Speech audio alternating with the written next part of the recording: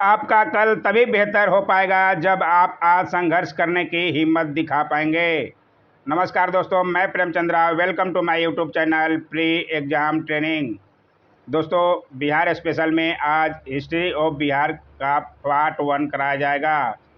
बिहार का इतिहास बहुत अच्छे, आज भी 35 सवाल लिए गए हैं। अब ज्योग्राफी के हमने एक पार्ट कराया था, आगे के पार्ट भी कराए जाएंगे, धीरे धीरे सब कराया जाएगा। आप टेंशन नहीं लिए, पूरा वीडियो ज़रूर देखा कीजिए। एक दो सवाल देख लेने से आप जानकार नहीं बन पाएंगे, ना आप कटअप पार कर पाएंगे। पूरा वीडियो देखिए, अगर जानते भी हैं तो देखिए और जवाब देने की कोशिश कीजिए। अपने अंदर के कॉन्फिडेंस को जगाइए। आइए देखें आज का पहला सवाल। लाइक ज़रूर किया कीजिए दोस्तों। पहला सवाल है, मगध साम्राज्य में कलिंग का सर्वप्रथम विलय किस शासक ने किया? बहुत अच्छा सवाल है। अशोक, महापद्मनंद, चंद्रगुप्त मौर्य या बिंबिसार? इनमें से सबसे पहले जो है नंद वंश के शासक महापद्मनंद ने किया था कलिंग का सर्वप्रथम विलय। ध्यान रखिएगा, बहुत अच्छा सवाल है। उसके बाद में नंद वंश के अंतिम शासक घनानंद को हराकर मौर्य वंश की स्थापना हुई थी चंद्रगुप्त मौर्य द्वारा। सबको पता होगा, उन्हीं के मौर्य वंश में ही अशोक आते हैं, इसलिए ध्यान रखिएगा। आइए देखें अगला सवाल। बहुत अच्छे सवाल हैं। बिहार क्षेत्र की चर्चा सर्वप्रथम किसमें मिलती है? शतपथ ब्राह्मण, सामदेव, वायु पुराण और अथर्ववेद?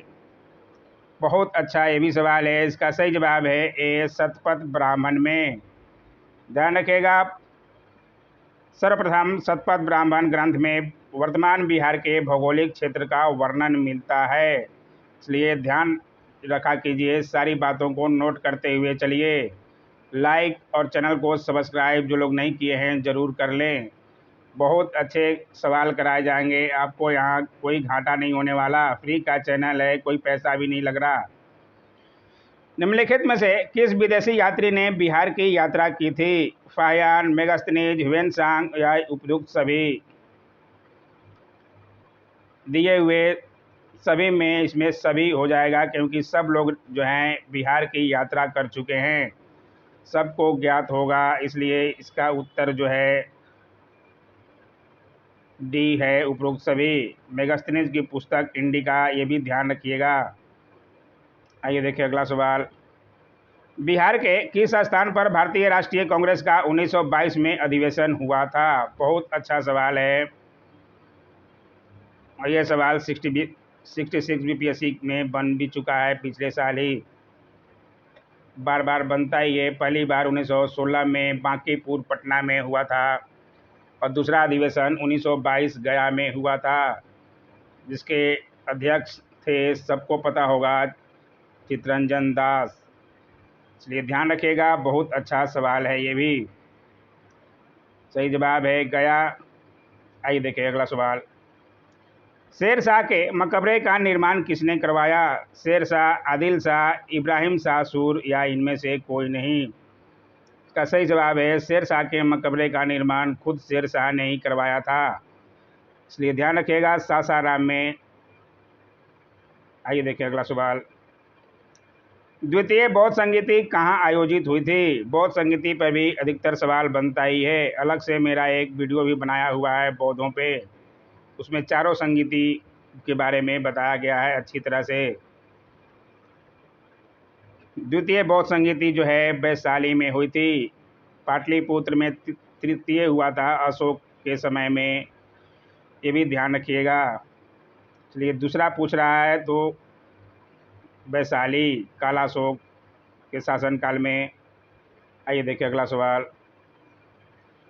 प्रसिद्ध ऐतिहासिक स्थल चौसा बिहार के किस जिले में है?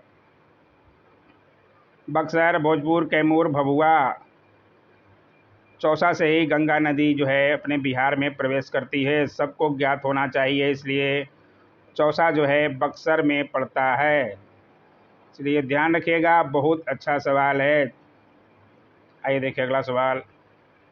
प्रसिद्ध स्वतंत्रता सेनानी जयप्रकाश नारायण का जन्म स्थान निम्नांकित में से कहाँ है? सिताब दियारा, बकुलहाँ, बलिया या सुरेमपुर में से जयप्रकाश नारायण का जन्मस्थली कहाँ है? इसका सही जवाब है सिताब दियारा। ध्यान रखिएगा, बार बार सवाल बनता ही है। जेपी बाबू पर सवाल नहीं बने, ऐसा हो ही नहीं सकता। लाइक, शेयर, कमेंट और चैनल को सब्सक्राइब जरूर करें दोस्तों। पटना के गोलघर की स्थापना किसने की थी? पटना के गोलघर की स्थापना 1786 ईस्वी में, उस समय वायसराय वारेन हेस्टिंग थे, किसने कराई थी? इसका सही जवाब है जॉन गॉस्टिन ने। ध्यान रखिएगा। आइए देखिए अगला सवाल। पूर्वी चंपारण जिले में केसरिया नामक स्थान से निम्नलिखित में से किस धर्म से संबंधित पुरातात्विक साक्ष्य प्राप्त हुए हैं? जैन धर्म, बौद्ध धर्म, पाशुपत धर्म या उपरोक्त सभी का साक्ष्य प्राप्त हुआ है? किस धर्म से संबंधित पुरातात्विक साक्ष्य प्राप्त हुए हैं? इसका सही जवाब है बौद्ध धर्म के। ध्यान रखिएगा। आइए देखिए अगला सवाल। 1912 ईस्वी में बिहार में सर्वप्रथम कांग्रेस का अधिवेशन निम्नलिखित में से कहाँ पर आयोजित हुआ? 1916 बता दिया था, 1912 लिखा है।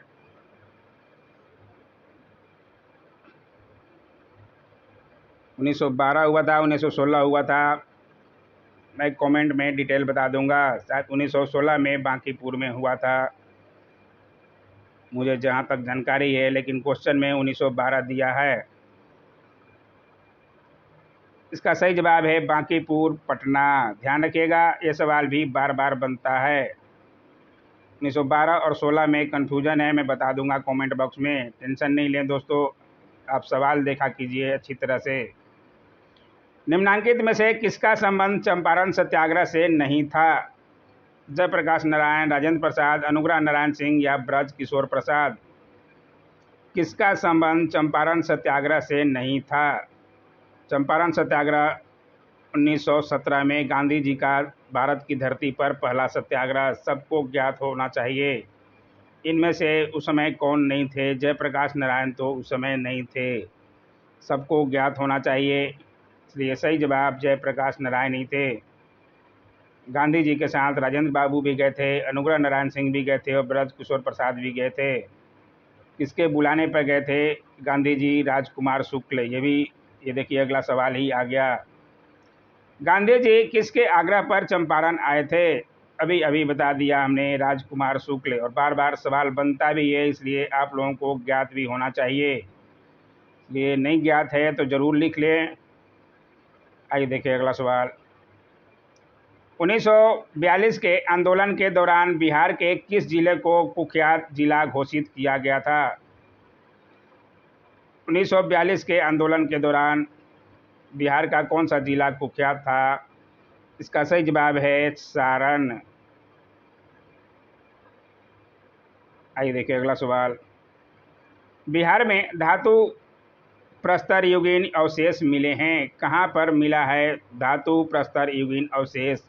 लौरिया अरेराज, लौरिया नंदनगढ़, रामपुरवा या उपयुक्त सभी से? बहुत अच्छा सवाल है, इसका सही जवाब है सभी से मिले हैं। ध्यान रखिएगा, आप फिर से देख लीजिए, नोट कर लीजिए। बिहार में धातु प्रस्तर युगीन अवशेष जो हैं लौरिया अरेराज, लौरिया नंदनगढ़ जो कि चंपारण में है दोनों, रामपुरवा भी चंपारण में ही है, इनसे ही प्राप्त हुआ है। आइए देखिए अगला सवाल। पाल शासकों के बारे में जानकारी मिलती है, पाल शासकों के बारे में जानकारी इनमें से कहाँ पर मिलती है? इसका सही जवाब है इसमें से सभी में। देवपाल के मुंगेर अभिलेख से, या नारायण पाल का भागलपुर ताम्रपत्राभिलेख से, या महिपाल प्रथम के नालंदा एवं मुजफ्फरपुर अभिलेख से, इन तीनों से पाल शासकों के बारे में जानकारी मिलती है, इसलिए ध्यान रखिएगा इन सभी से मिलता है। सवाल कैसे भी पूछे जाते हैं, आपको सारी बातों को ध्यान रखना पड़ेगा। मगध के लिए सर्वाधिक प्राचीन साहित्यिक स्रोत है, इसमें से मगध के लिए सबसे प्राचीन साहित्यिक स्रोत कौन सा है? अथर्ववेद, आरण्यक के उपनिषद या सामवेद? इसमें से मगध का सर्वप्रथम उल्लेख अथर्ववेद में मिलता है। अभियान चिंतामणि के अनुसार मगध को कीकट कहा गया है। ध्यान रखिएगा, सबको ज्ञात होना चाहिए। इसका सही जवाब है अथर्ववेद में। आइए देखिए अगला सवाल। बिहार में स्थित महाजनपदों के बारे में जानकारी मिलती है। किससे मिलती है? विनय पिटक से, अंगुत्तर निकाय से, कल्पसूत्र से या दीघ निकाय से? बिहार में स्थित महाजनपदों के बारे में जानकारी बौद्ध ग्रंथ अंगुत्तर निकाय से मिलती है। और दूसरा है जैन ग्रंथ भगवती सूत्र। इसका भी नाम जरूर नोट कर लें। जैन ग्रंथ पूछ ले तो भगवती सूत्र से, और बौद्ध ग्रंथ पूछ ले तो अंगुत्तर निकाय से। इसमें सिर्फ अंगुत्तर निकाय दिया है, अगर भगवती सूत्र भी रहता तो कन्फ्यूजन हो जाता, इसमें से ई ऑप्शन देना पड़ता। इसलिए सही जवाब आपका अंगुत्तर निकाय। इसका भी नाम जरूर नोट कर लीजिए। भगवती सूत्र से भी जानकारी मिलती है 16 महाजनपदों की। आइए देखिए अगला सवाल। बिहार में बड़े पैमाने पर उत्खनन कार्य करवाने वाला तथा कई प्राचीन स्थलों की खोज करने वाले पुरातत्ववेत्ता थे। मार्टिन व्हीलर, दयाराम साहनी या विलियम जोन्स और कनिंघम? सबको ज्ञात होना चाहिए, बिहार में उत्खनन कार्य करवाने वाले कनिंघम थे। ध्यान रखिएगा, नहीं जानते हैं तो नोट जरूर कर लीजिए। आइए देखिए अगला सवाल। नालंदा स्थित बड़ा गांव जिसको नालंदा महाविहार कहा जाता है का पता किसने लगाया? आर ब्रूसफुट, कनिंघम, व्हीलर या मैकेंजी? सही जवाब है मैकेंजी ने नालंदा महाविहार का पता लगाया था। इसलिए ध्यान रखिएगा, नाम नोट करते हुए चलिएगा। पुरातत्ववेत्ता कनिंघम ने बिहार में खोज की। क्या क्या खोज की थी कनिंघम ने बिहार में? केसरिया स्तूप, लौरिया अरेराज का अशोक स्तंभ, बसाठ के अवशेषों के आधार पर वैशाली के प्राचीन स्थल, इन सब का पता लगाया था कनिंघम ने। तो ध्यान रखिएगा इन सब का नाम। आइए देखिए अगला सवाल। विदेह के राजा जनक ने निष्क या सुवर्ण या सतनाम उपहार में दिए, यह कहाँ वर्णित है? जनक ने निष्क या सुवर्ण या सतनाम उपहार में दिए थे, ये जो है कहाँ पे वर्णित है? इसका सही जवाब है बृहदारण्यक उपनिषद में। इसलिए ध्यान रखिएगा, नाम बिहार स्पेशल से बहुत सवाल बनते हैं दोस्तों। तो बिहार स्पेशल भी मजबूत होना चाहिए आपका, तभी आप बिहार का एग्ज़ाम निकाल पाएंगे, खासकर बीपीएससी या बिहार एसआई। बिहार से प्राप्त मौर्य अभिलेखों की लिपि है। खरोष्टी, अरमाइक, ब्राह्मी या उपयुक्त में से कोई नहीं। मौर्य अभिलेखों की लिपि कैसी थी? इसका सही जवाब है ब्राह्मी लिपि। ध्यान रखिएगा, ब्राह्मी लिपि में बाएं से दाएं लिखी जाती थी और खरोष्टी लिपि में दाएं से बाएं लिखी जाती थी। ये सवाल भी बनता है, दाएं से बाएं लिखी जाने वाली लिपि खरोष्टी लिपि है। ये भी नोट कर लीजिएगा अगर नहीं जानते हैं तो। सवाल कैसे भी बनता है और बनता ही, ये बन चुका है बीपीएससी में भी। मुला बहबहानी यात्री थे, कहाँ के यात्री थे? अरब के, इराक के, ईरान के या ग्रीक के? मुला बहबहानी जो है ईरान के एक धर्माचार्य थे। वह पटना को जैतुल हिंद या भारत का स्वर्ग कहते थे। ये भी ध्यान रखिएगा, भारत का स्वर्ग पटना को किसने कहा है? तो मुल्ला बहबहानी ने। ये सवाल भी बन सकता है, इसलिए ध्यान जरूर रखा कीजिए। मुल्ला बहबहानी ईरान के एक यात्री थे, धर्माचार्य थे। आइए देखिए अगला सवाल। अपसठ यानी गया से एक मंदिर का भाग्यावशेष प्राप्त हुआ है। इसके दीवारों पर कथा दृश्य अंकित है। किसके कथा दृश्य अंकित हैं?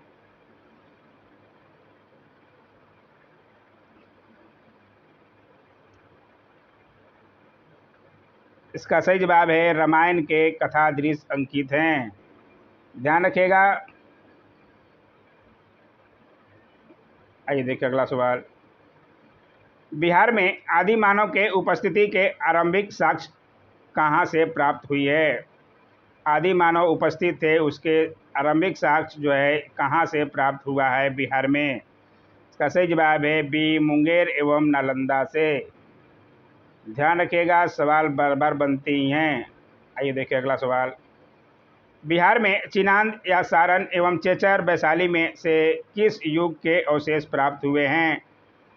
चिरांद और चेचर से अवशेष प्राप्त हुए हैं, सब लोगों को ज्ञात होगा, लेकिन किस युग के मिले हैं? बहुत अच्छा सवाल है और इसके सही जवाब है नौ प्रस्तर युग। नौपाषाण युग को ताम्रपाषाण युग भी कहा जाता है, उससे मिले हैं। आइए देखिए अगला सवाल। बिहार में ताम्रप्रस्तर युग के प्रावर्ती चरण के अवशेष कहाँ से प्राप्त हुए हैं? अभी अभी बताया, ताम्रपाषाण युग, नौपाषाण युग बोला जाता है, कहाँ से प्राप्त हुए हैं? इसका सही जवाब है, इसमें चिरांद भी दिया है, चेचर भी दिया है, सी में सोनपुर और मनेर भी दिया है। मनेर से भी प्राप्त हुए थे। मनेर का लड्डू बहुत प्रसिद्ध है, सब लोग जानते होंगे। इसमें से सभी हो गया, ध्यान रखिएगा।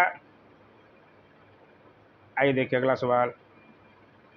बिहार सहित पूर्वी भारत में आर्यों का आगमन हुआ था, अनुमानतः कब हुआ था, किस काल में हुआ था? इसका सही जवाब है उत्तर वैदिक काल में। ध्यान रखिएगा, बहुत अच्छा सवाल है, आर्यों पर भी सवाल बार बार बनता है। आइए देखिए अगला सवाल। बिहार सहित पूर्वी भारत में आर्यों के विस्तार में सहायक था, क्या सहायक था? व्यापार का विस्तार, लोहे का उपयोग, साम्राज्य विस्तार या कृषि का विस्तार? इसमें से भारत में आर्यों का विस्तार में सहायक लोहे का उपयोग था, इसलिए ध्यान रखिएगा। नहीं जानते हैं नोट जरूर कर लें। आइए देखिए अगला सवाल। श्रुति तथा किंवदंती के अनुसार महाभारत युग के समय बिहार में दो मुख्य राजा कौन कौन से थे? बहुत अच्छा ये भी सवाल है, बहुत सवाल नए, अभी तो बिहार स्पेशल पे बहुत सारे वीडियो बनाने हैं। बिहार के इतिहास पे भी कम से कम 20 वीडियो बनेगा, तब जाकर पूरा होगा। पूरा वीडियो जरूर देखा कीजिए और लाइक तो बनता ही है दोस्तों। इसका सही जवाब है ए, मगध तथा विदेह। महाभारत युग के समय बिहार में दो मुख्य राज मगध तथा विदेह थे, ध्यान रखिएगा। उस समय मगध के राजा महाभारत के समय जरासंध थे, सबको ज्ञात होगा। जरासंध को भीम ने मारा था श्री कृष्ण के बताए हुए रास्ते पर, लेकिन भीम भी इतना मजबूत नहीं थे कि जरासंध को हरा सकते थे, लेकिन श्री कृष्ण के चाल चलने के कारण ही हरा पाए। वेद के किस ग्रंथ में बिहार के विदेह राज्य में आर्यों के आगमन तथा निवास का साक्ष्य विवरण मिलता है? वेद के किस ग्रंथ में है बिहार के विदेह राज्य में आर्यों के आगमन का साक्ष्य मिलता है और निवास करते थे आर्य लोग? इसमें पूरा आप ऑप्शन देख लीजिए। इसका सही जवाब है ए, शतपथ ब्राह्मण में।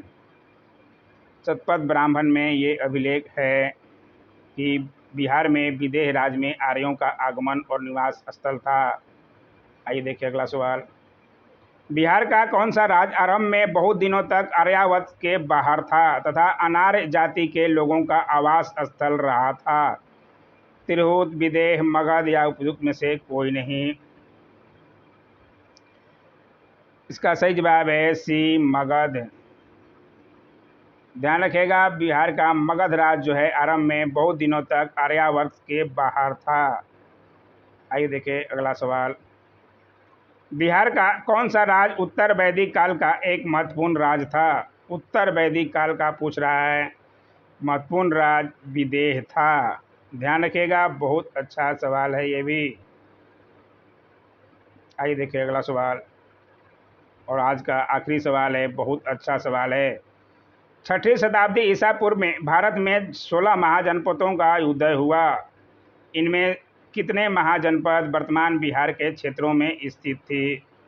बहुत अच्छा सवाल है, बार बार बनता है। इसमें से जो है 16 महाजनपदों में 3 जो है बिहार से संबंधित थे। ध्यान रखिएगा 3 कौन कौन से थे, आइए दिखा देते हैं, बहुत बार ये सवाल बनता है। 6वीं शताब्दी ईसा पूर्व में भारत के महाजनपदों में से 3 बजी, मगध और अंग थे बिहार में। उनकी राजधानी भी आप नोट कर लीजिए। बजी की राजधानी मिथिला विदेह थी और मगध की राजधानी राजगिरी थी तथा अंग की राजधानी चंपा बहुत बार सवाल यहाँ से भी बना है, इसलिए ज़रूर नोट कर लें इनकी राजधानी भी कहाँ थी।